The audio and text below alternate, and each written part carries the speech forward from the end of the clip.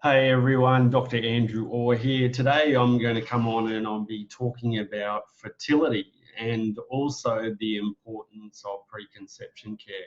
Now, I've done up some previous posts in the past on fertility, from everything ranging from, recurrent miscarriage. How people often ask me, what's the number one cause of fertility issues? And I always say, how long's a piece of string?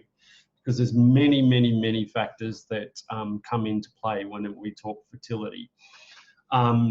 So this is why I've decided to come on today, is to talk a little bit more about it and the importance of preconception care. I've had a couple of patients that have come in recently and are all stressed out in this time of the COVID-19, going, oh, all the fertility clinics are closed, what are we going to do? Well, there's two things there. As myself, I have a master's in reproductive medicine and a special interest in infertility. So this is an area that I deal with quite often. And, knowing, having done a master's in this, I do know a lot more than just your average general practitioner, and often know a lot more about it than many people. So it's important to get the facts out to people. Firstly, so as I was saying, people have been coming in saying, oh, well, what are we going to do? The IVF clinics are closed. Well, for a start, some of the IVF clinics are not closed. And some of the IVF clinics that I work with personally are actually still open, and they're actually still doing pickups and transfers. There seems to be a lot of misinformation out there on the news that IVF clinics are closed, blah, blah, blah.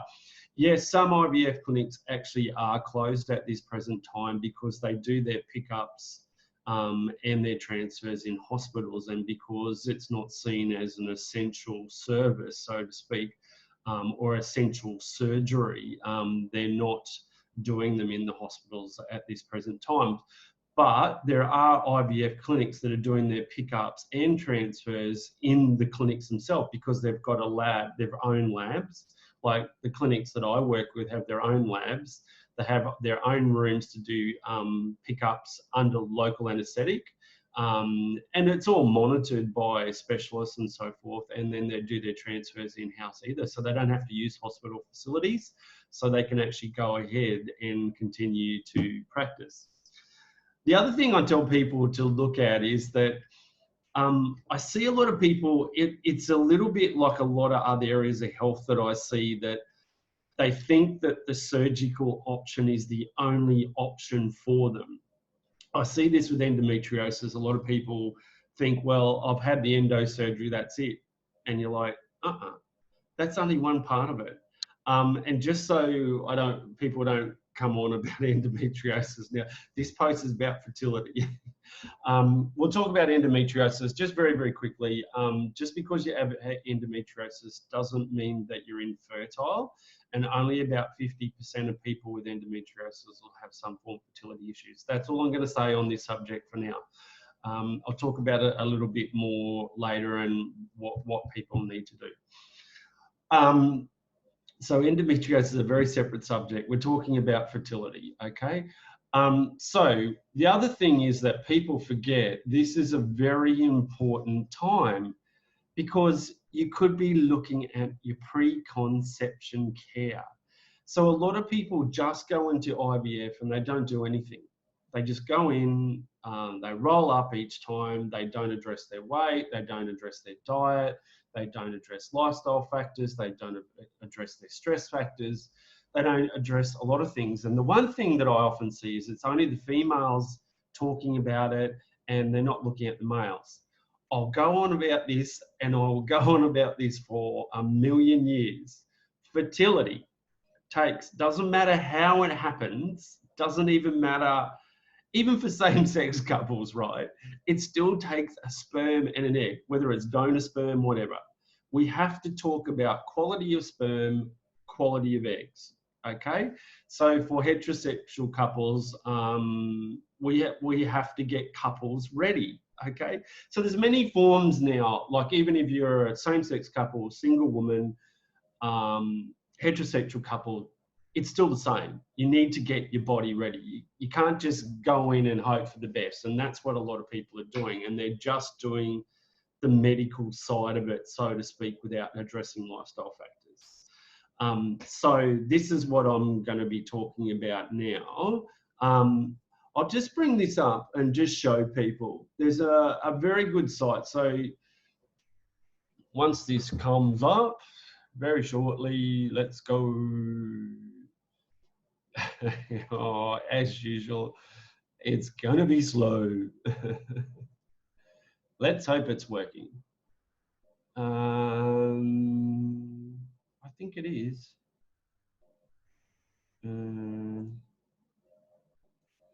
Oh, well, there you go. There we go. So we've got here, this is from a website called yourfertility.org.au. So Your Fertility is actually promoted by what we call Fertility Society of Australia, who I belong to. So if you actually do work with fertility, you can actually be, you're meant to be a member of Fertility Society of Australia, really. But there's other groups that have all come together from Fertility SA and different groups that have basically put up this website called Your Fertility. Now, this is one of the interesting fact sheets for healthcare professionals, but I think a lot of them actually ignore it, to be honest. So it says here, most people want and expect to have children sometime in their life, although there are some people that don't want children too, and that's okay. But for those that do, for some, age and lifestyle factors reduce their chances of having a baby. So what we're seeing now is that a lot of people are putting it off a little bit too long to have their, their children, and focusing on their career and things like that. Because age is the biggest factor when it comes to fertility issues. So healthcare professionals are in an ideal position to raise awareness about the effects of age and lifestyle on fertility and pregnancy outcomes, and also the importance of preconception health. And then it sort of brings up the facts for everything from age, and it talks about, yes, that a woman's fertility gradually starts declining from about 32 years of age. Actually, they've shown that it's probably not 32, it's probably from about 27 years old. Once you get to 32, it does start to decline a bit more. Once you reach 35, it drops dramatically. And then once you reach 40, there's only really about a 1 to 6% chance of pregnancy, right? So if you are in that category, you have to understand that every year past about 27, and especially once we hit around 30, 32, it does decline gradually. 35, it declines rapidly. And so people putting it off, going, oh, I'll put it off till I have enough money. Can I just tell everyone, if you put off children till you have enough money, you'll never have children. You'll never have enough money. And I wish people could understand that, because anyone that's had children will tell you, if you wait that long, you'll just never have it. So the risk of miscarriage does increase as a woman gets older, because as we get older, the egg quality diminishes, there's more DNA issues, more things that can affect your egg quality. But similarly, the quantity and quality of sperm declines as men get older as well. It says starting at around about 45 years age. It's not actually that. From men from about 40 years old are the same as women. Their actual fertility starts to decrease, and it decreases because they have a lot more issues with DNA and things like that. So as men get older, the risk of chromosomal abnormalities and birth defects in children, they further increases. Also, children of older fathers have an increased risk of having an autism spectrum disorder. So there's lots of things that people need to understand. And the other thing that they need to really understand is that assisted reproduction treatment, ART, like IVF, ICSI, or even IUI, it doesn't overcome age-related infertility. It just gives you a better chance of being able to fall where you may not be able to fall naturally. But assisted reproduction, I'll go over that again, assisted reproduction is not a cure for infertility. So I need people to really understand that, because a lot of people think, oh, put it off because there's always IVF. Well, it's actually not true. There's not always, well, there's always IVF, but it's not always going to give you a baby. So that's the one thing we need to know. The other thing we need to know, again, we've talked about age, is, as I just mentioned before, is preconception care. So what could you be doing in this time? So say, for instance, you're thinking about IVF and maybe you can't access an IVF services, but people that come and see me can access IVF services because the IVF clinics I work with are actually open. So there's always avenues to do things. But say, for instance, you're thinking at this time, well, what can I do?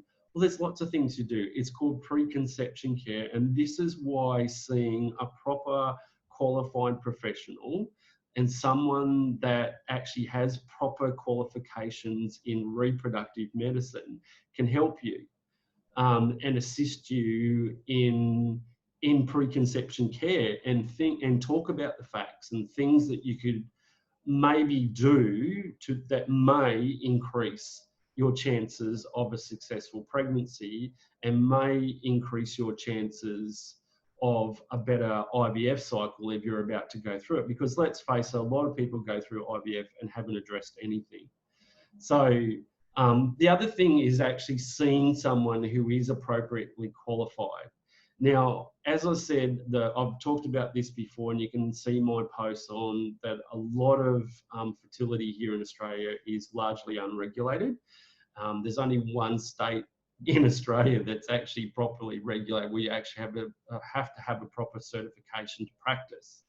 So, you know, that's the issues, and you can read that post, and I won't go on about it too much now, but there are a lot of people that aren't really appropriately qualified.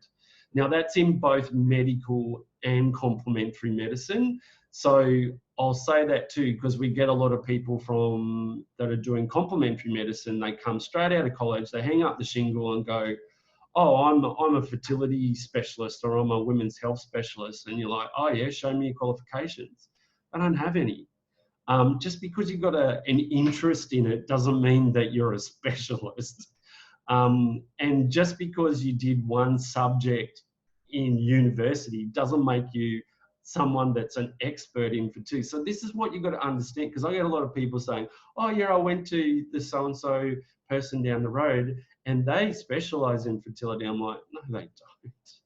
They haven't done any postgraduate training. So that's the other issue we have to face these days. And again, I don't want to keep going on about it, but you know, it all gets back to who you're seeing too. So see an appropriate professional that has the training.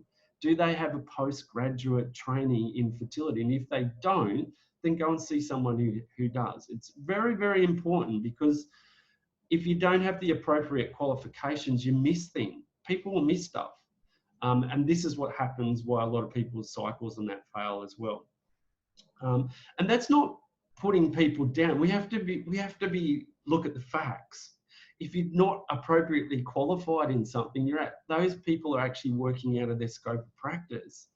And the worst part about it is it's also not helping that person. So if someone's not appropriately qualified, they should be actually saying, well, I do know a little bit about it, but I'm sorry, I haven't done any postgraduate training. You should go and see someone that is appropriately qualified, and here's their number, blah, blah, blah. So that's what I'm trying to say, because you'll always get some, oh God. Anyway, so it's seeing the right people, and that's the appropriate course of treatment. So during this time, what I say to people is you have an opportunity. And I talk about fertility being like running a marathon. And if you're going to run a marathon, you have to get your body ready. You can't just go out there and run the New York Marathon and then hope for the best. Well, you could, but the chances of getting to the finishing line are probably very slim. So what do you have to do to appropriately? Well, you have to go and train. You probably need to find a trainer. You need to eat the right foods. You need to fuel your body. You may need to lose some weight, because if you're overweight, you're probably not going to be able to run very far. Similarly, in fertility issues, it is like a marathon. So you need to go and see a fertility specialist. And that fertility specialist may only just focus on the medical side. So you might need to work in with someone else that does a bit of both. Or you could be like someone like myself that looks at the whole picture of it, and also has a symbiotic relationship with someone that might, like an IVF clinic that does stuff as well. So it's about looking at that big picture thing. So when people come to see me, one of the first things we look at is preconception care. So because if you're overweight or underweight, because that's the other one, we get a lot of people that are underweight that think they have nothing wrong with them because they're underweight, they think they're healthy. And actually, body fat is a very important component in fertility. It's all a balancing act. If you're overweight, you've got too much body fat, that can hinder hormones and stuff like that and affect your fertility. So one of the biggest factors I see with couples these days, with the honest truth is that 70% of Australians are actually overweight. That means that 70% of people probably or more going through IVF or trying to do some form of assisted reproduction, or even trying naturally, or just trying to have a baby, are overweight. And that is the number one thing hindering them. So what could you be doing at this time to look at your weight? Well, one, losing weight.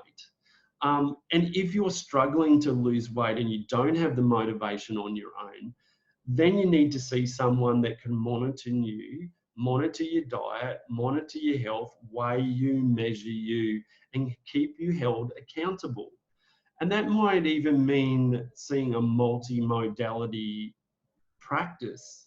Again, is what I say to people, because you might need a counsellor. The biggest obstacle for you might be up here in losing weight. If you can't say no to when someone puts something on your table like sweets or whatever, which a lot of people can't, or junk food or all that, then the issue's up here. So it's looking, and you've got to be real about this, is really look in the mirror and say, am I overweight? Is my partner overweight? And, you know, that's the whole thing, because many have failed IVF cycles, many have failed natural cycles, and all that are due to people being overweight. And we have to be real about that. And people say, oh yeah, but so-and-so, you know, they had 3, 4, 5 kids. Forget so-and-so. So-and-so might have been 18, 19 when they had their children. The older you get, the more body fat you get. The fact is that body fat can hinder fertility, increased and decreased as well, if you don't have enough. The other part is look at lifestyle factors such as smoking, drinking. Are you fit? Let's face it, the healthier your body is, the healthier your sperm and eggs are going to be. And there's plenty of research out there to back that up. So are you healthy? You know, go and exercise, you know, go for a walk each day. Like I see a lot of people doing that at this time, and it's great to see it, you know, getting out there, trying to get their body moving. So we see that again. You know, make sure things like during this time, we're seeing people with increased alcohol and stuff. Do you have an alcohol habit? And be honest with yourself. Are you drinking every day? Are you binge drinking? Because binge drinking is still a form of alcoholism. So some people go, oh yeah, I don't drink during the week, but then the weekend comes and they drink a whole carton. That's still alcoholism, because you're consuming a big lot of alcohol in a small amount of time. So it's looking at things by definition, and we know that, you know, women trying to conceive should actually probably have no more than 4 standard drinks in a week, and men should have no more than 2 standard drinks in one sitting. And that means one sitting. That means if a day, like if you go out and you have a drink with your mates, no more than 2, that's it. Look at, like I said to you, smoking and recreational drugs. Let's face it, Australia are big recreational drugs users. That affects your sperm and it affects your eggs. no matter what anyone tells you. It doesn't matter if your mate's got 3 or 4 kids, whatever. It doesn't matter. What I try to say to people is that if you're having trouble with the basics, meaning fertility, which is the basics, it means there's something wrong. So there will always be a female component and there will always be a male component. It's usually 50-50, except for when it comes to miscarriage issues, there's more likely to come from the male side than the female. That's the truth. There's more chromosomal factors related to male factor fertility issues that cause miscarriage than female issues. The other part is, have you been appropriately been screened properly? Have you had all the appropriate genetic testing? Have you had one of the most important tests? And it's not AMH. As I tell people, that AMH levels are not indicative of ovarian reserve. They aren't. AMH levels alone are not indicative of ovarian reserve. They never have been, never will be. There's a heap of other tests that you need to do before then.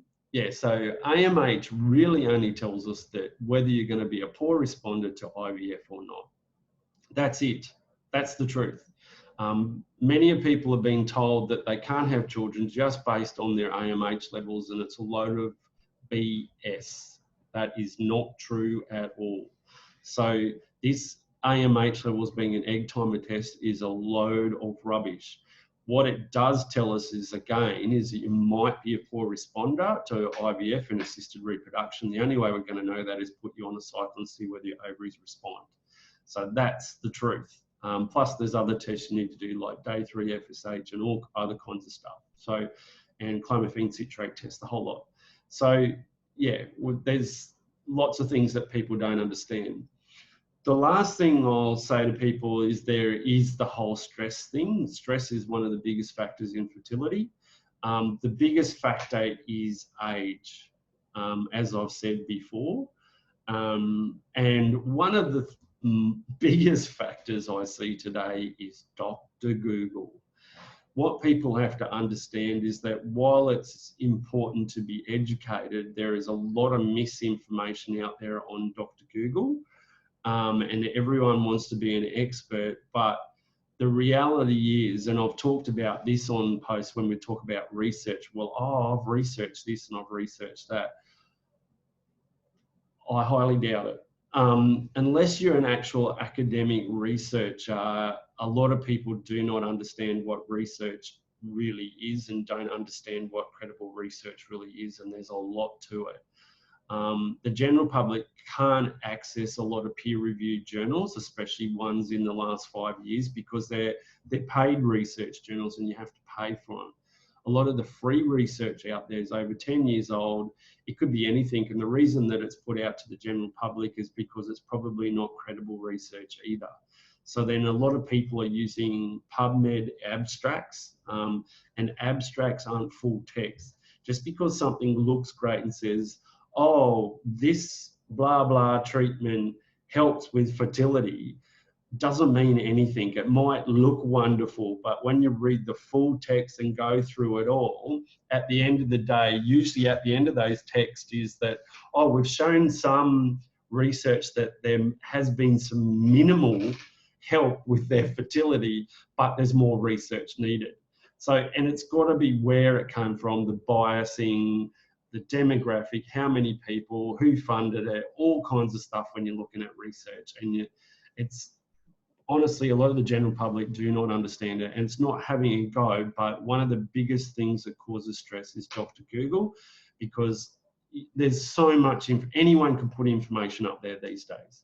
It's not saying don't be educated, but just nothing will replace the advice of your healthcare professional helping you with your fertility, because they've had years of training. They know all the stuff inside out, back to front, well, they should, but they will know the intricacies of it all as well. And that's what I try to tell people.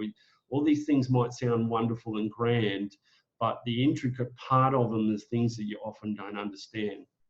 So this is a time, as I say to people, to really focus in on preconception care and really talk about that. And as I say to people, if you do need help with that, you can call my staff and you can ask how my fertility program may be able to assist you with that, alongside medical interventions as well. So it's really, really, really important. So when people are going, what can I do about my fertility? Well, there's lots you can do, but see an appropriate healthcare professional and see an expert, like a fertility expert. And there are fertility experts out there now. And I'll talk about my fertility experts training program that practitioners have undertaken recently. So there are experts, the fertility experts out there. So yeah, that's what I thought I'd come and talk on today. So during this time, if you're wondering what you can do with your fertility, there's plenty. It's called preconception care. And if you'd like to know more about it, as I said, there's yourfertility.org.au. You can have a look on there. There's some brilliant, things out there, but be careful where you get your information from. You should only get it from credible websites, just like any information on COVID-19 now. Don't get it from news sites, media sites, and get it from government sites or the state health department, because then that's true and factual. Get it from a proper source. All right, I'm going to go now. Thanks for listening. Again, if you do need help with fertility and you are having trouble trying to have a baby, you can again call my friendly staff and find out how my fertility program may be able to assist you. And again, I'll work in with a symbiotic relationship with other healthcare professionals as well, to give couples the best chance of conception and the best chances they can of having a baby. But it's about people all working together, that multimodality treatments that I talk about all the time. All right, everyone, take care. Hope that's explained some things to you. And yeah, good luck with trying to have a baby. And remember to get the help that you need with the proper qualified people.